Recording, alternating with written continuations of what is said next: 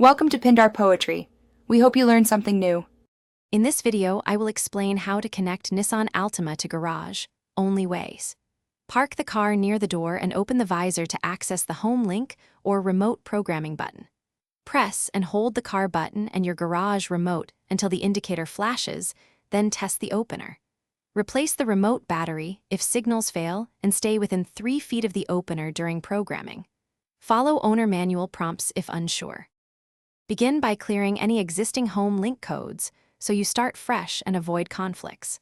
Sit in the driver's seat with the remote and press the car's programming button and the remote simultaneously until the indicator flashes. Move within 3 feet of the garage opener for a stronger signal and follow the vehicle screen prompts. Test the button 3 times to confirm reliable operation and repeat programming if the door does not respond immediately.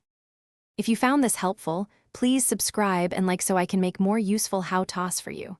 Quick recommendation: upgrade your clean game with the Shark AI Ultra Robot Vacuum Voice Control. It's a fun, practical pick to save time while you work on car projects.